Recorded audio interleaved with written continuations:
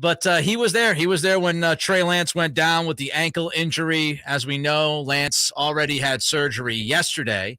And the question I keep asking myself, as soon as I saw him get carted off and you saw, the brace being put on his leg, which that's a telltale sign that there's a broken bone. Every time you see one of those air braces pop up, it's a broken bone.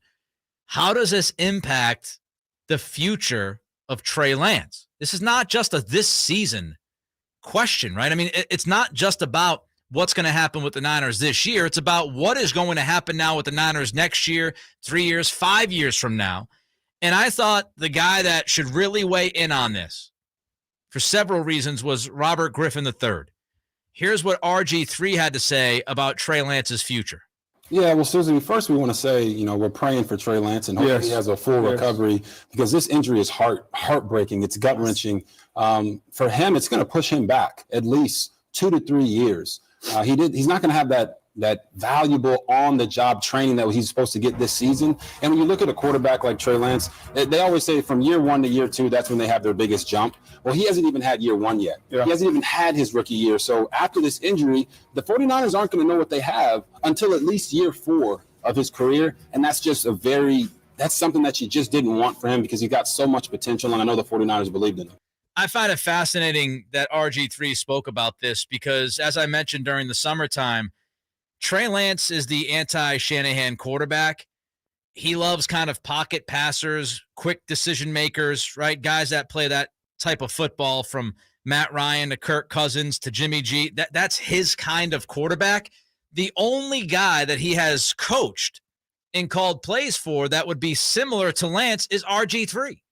And I had mentioned, Ramie, before the season kicked off, I had some concern about Shanahan approaching this season like he approached RG3's rookie season.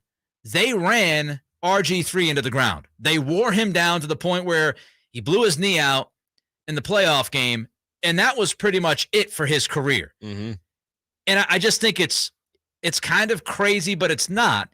You fast forward several years now, Trey Lance, here he is, Shanahan running him a lot at the beginning of the year, goes down with a season-ending injury, and here we are, Ramie, asking, what does this do? How does this impact Lance's future? Coming into the season, in all the discussion about Trey Lance, and boy, was there a lot of discussion about Trey Lance coming into the season. We, Nick, and many others, we'd throw out these eye-popping numbers about how little football Trey Lance had played in the last few years. And every time you'd hear one, you'd go, oh, man, wow. Like, it would put things in perspective. You know what I mean? You'd be like, oh, wow, yeah, he doesn't have a lot of experience and hasn't played a lot of football in the last few years. Well, first of all, I saw this today. He hasn't finished 2 consecutive games within a season since 2019, Nick. Let that set in for a second.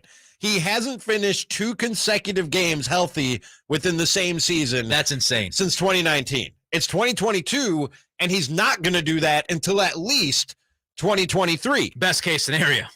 Best case, exactly. 4 years. And then David Lombardi at The Athletic broke this down really well in terms of putting it in perspective, what this is going to do to Trey Lance in terms of getting the reps. And you need the reps to get where you're trying to go, especially when you're as young and as inexperienced as him.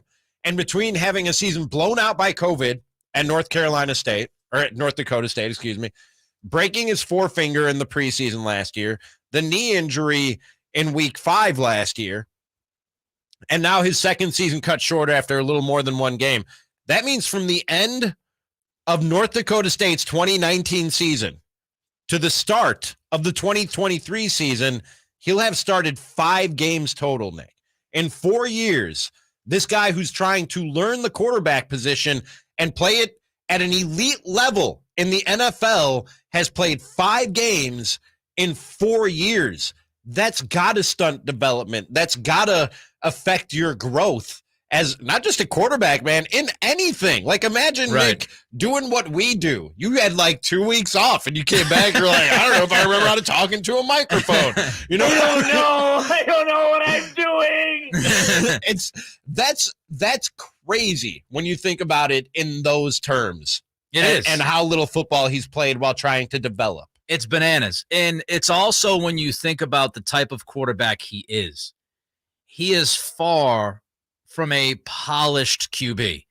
He is not that guy that's going to throw the football 35, 40 times from the pocket, be super accurate. He needs to refine his game. And everybody knew that before he got drafted. We all looked at him. The pundits looked at him and said, at least 1 year, if not 2 years of development. And now you keep pushing that development back. As RG3 said, you're looking at year 4 before you might have any idea as to who this guy might be eventually. Not even thinking that he's going to be a finished product by year 4. He could be still far from the finished product. This year was so crucial to his development. It was to get reps, to get moving, learn the offense, again, work on maybe some mechanical stuff, try to figure out what NFL Open is versus college football Open, especially when you played at North Dakota State. It was learning from your mistakes. It was the reason why I thought it was the right move to start him this year, because you needed to start him now, because if you kept pushing it, you might never get the return back. And here you are, you made that decision, and still, because of this injury, you may never get that return back. And when you say never, I don't know if you mean never, Nick, but these types of setbacks and this many setbacks can break a guy in terms of his development as a quarterback. Enough rust can build up that you can't shake it off, man. And when you're talking about rust building up for a guy who's never until he got to the NFL last year, and even last year saw it in limited action, a guy who's never seen or gone up against football played at the NFL level. And on top of that, you're adding years and years and years of rust building up on this guy. Yep. You know what I mean? It's not, I don't think it's far-fetched or it's hyperbole, and I hope this isn't the case, but it's a possibility that because of all this, Trey Lance is never the quarterback that the 49ers and a lot of other people thought that he could be. Like, at some point, you hit a point of diminishing returns on the development with this guy and how little football he actually plays. And another question is, will this force him to change his style? Will this force him to change his approach? Will he be more cautious? Will he be more hesitant? Will the coaching staff be more hesitant to run the football with him because of this? Will they be more cautious? Because one of the arguments, it was really the argument, two things why people would say, oh, go with Trey Lance over Mac Jones. One of them was the arm.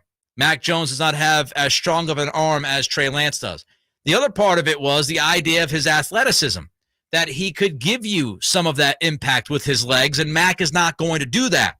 Well, now if you take away some of the legs, if not all of the impact of the legs because of this injury, what do you got? You got a strong-arm quarterback who has not proven to be entirely accurate, who is not playing a lot of football for a 4-year stretch. This is a very steep hill he has to climb.